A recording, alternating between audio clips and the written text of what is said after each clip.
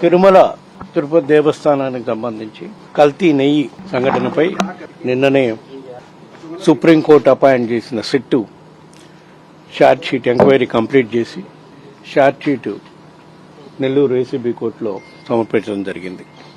ఈ సందర్భంగా final short షీట్లో కల్తీ జరిగిన నెయ్యిలో యానిమల్ ఫ్యాట్ లేదు, జంతు కొవ్వు లేదు,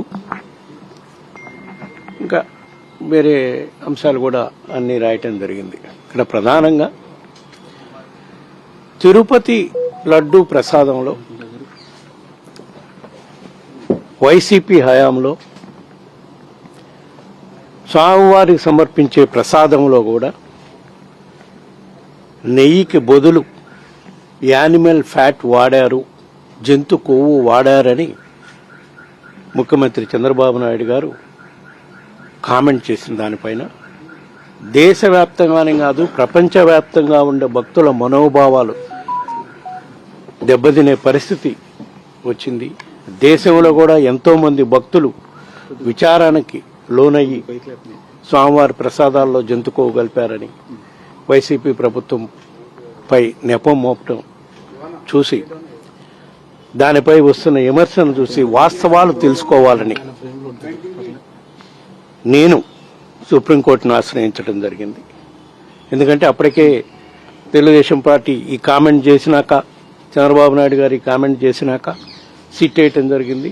మాకు వాళ్ళు చేసే స్టేట్ గవర్నమెంట్ చేసే సిట్పై విచారణపై మాకు నమ్మకం లేదు కాబట్టి సుప్రీంకోర్టుని ఇండిపెండెంట్ ఏజెన్సీ ద్వారా ఎంక్వైరీ చేయాలని సుప్రీంకోర్టుని నేను వెళ్ళాను. నాతో పాటు డాక్టర్ సుబ్రహ్మణ్యం స్వామి గారు, ఇంకొక సోషల్ యాక్టివిస్టులు, ఇంకొక ఇద్దరు ముగ్గురు హిందూ మతానికి సంబంధించిన వాళ్ళు కూడా వెళ్ళడం జరిగింది.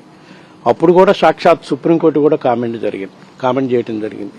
కోర్టు రాకముందే ఇట్లా ఒక కాన్స్టిట్యూషనల్ పోస్ట్లో ఉన్న పెద్దలు ఈ విధంగా కామెంట్ చేయటం మంచిది కాదు అని కామెంట్ చేస్తూ తిరుపతి లడ్డూ విషయం ఎంతోమంది భక్తుల మనోభావాలకు సంబంధించింది కాబట్టి ఎవరు కూడా ఎక్కడా దీనిపై కామెంట్ చేయకూడదని జరిగింది. సరే, ఇప్పుడు ఫైనల్గా ఆ రోజు సిట్ అపాయింట్ చేసింది 2 అంశాలపై. 2024 జులైలో సప్లై చేసిన ఘీలో జంతు కొవ్వు ఉందా, లేకపోతే ఆ ఘీ కల్తీ అయి ఘీయా లేదా జంతు కొవ్వు కల్తీ అయిందా అనేది నిర్ధారణ చేయాలని, ఒకవేళ జంతు కొవ్వు కలిసి ఉంటే ఆ ఘీని, ఆ నెయ్యిని స్వామివారి ప్రసాదాలు చేయటంలో కానీ లడ్లు తయారు చేయటంలో కానీ వాడారా లేదా అని నిర్ధారణ చేయాలని చెప్పి సిట్టు ప్రధానంగా పేర్కొంది. కానీ నిన్న షార్ట్ షీట్ సబ్మిట్ చేసిన దానిపైన చూస్తే నెయ్యి కల్తీ జరిగింది, దాంట్లో జంతు కొవ్వు అయితే లేదని చెప్పి చాలా స్పష్టంగా చెప్పడం జరిగింది. అదే సిట్టు షార్ట్ షీట్ ఫైల్ చేసిన రిపోర్ట్లో జులైలో ఏదైతే చంద్రబాబు నాయుడు గారు జంతు కొవ్వు కలిసిన ఘీని వైసీపీ హయాంలో సప్లై చేశారు అని ఏదైతే జులైలో వచ్చిన ఘీ శాంపిల్స్లో ఉంది అని చెప్పారో, అది అల్టిమేట్గా నిన్న ఫైల్ చేసిన ఛార్జ్ షీట్లో కూడా ఆ 4 ట్యాంకర్స్లో కూడా జంతు కొవ్వు లేదని రిపోర్ట్ వచ్చిందని ఛార్జ్ షీట్లో మెన్షన్ చేశారు. మరి ఆ 4 ట్యాంకర్స్ కూడా మళ్ళా వేరే రూపాన టీటీడీకి సప్లై చేసి నెయ్యి లడ్డూల తయారీలో కూడా వాడటం జరిగింది. దీనికి ప్రస్తుత ప్రభుత్వం ఏం సమాధానం చెప్తారు? ఎందుకంటే ఎంతో మంది భక్తుల మనోభావాలకు సంబంధించిన అంశం ఇది. ఆ రోజేమో ఆ విధంగా ఏదైనా కాన్ఫరెన్స్తో ప్లాన్ చేసుకొని గత ప్రభుత్వంపై దుమ్మెత్తి పోయాలి అని ఒక దురుద్దేశంతో ఆ రోజు ఆ విధంగా మాట్లాడారా? మళ్ళా ఇప్పుడు ఏ విధంగా అయితే ఆ అడల్టెడ్ ఘీని మళ్ళా వాడారా? ఈ అంశాలపై కూడా స్వచ్ఛత రావాలని చెప్పి నేను ఈ సందర్భంగా కోరుకుంటూ ఉన్నా.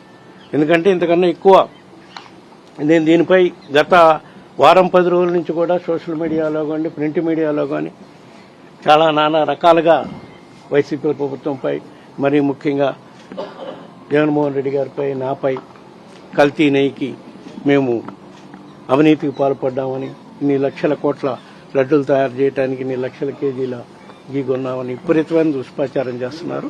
దానిపై కూడా కోర్టును ఆశ్రయించే కార్యక్రమం చేస్తున్నాం. ఈ సంఘటనపై ఇదివరకు కూడా నేను ఢిల్లీ హైకోర్టులో కేసు ఫైల్ చేయడం జరిగింది. ఏ విధంగా అయితే కొందరు వ్యక్తుల్ని నా పిఏలని ఏ విధంగా చిత్రీకరిస్తున్నారో నేను క్లారిఫై చేసినా కూడా వాటన్నిటిపై స్పష్టత వచ్చే విధంగా న్యాయస్థానాన్ని మళ్ళా ఆశ్రయించే కార్యక్రమం చేస్తానని చెప్పి ఈ సందర్భంగా తెలియజేస్తాను. ఈ దుష్ప్రచారం చేసినందుకు క్షమాపణ అది వాళ్ళ విఘ్నతకే వదిలేద్దాం. స్వామివారే తప్పకుండా ఎవరైతే ఈ విధంగా హిందువుల మనోభావాలు దెబ్బతీసే విధంగా కామెంట్ చేశారో స్వామివారే చూసుకుంటారు. స్వామివారి ఏ దగ్గర అపచారం జరిగితే వాళ్లే చెప్పారు.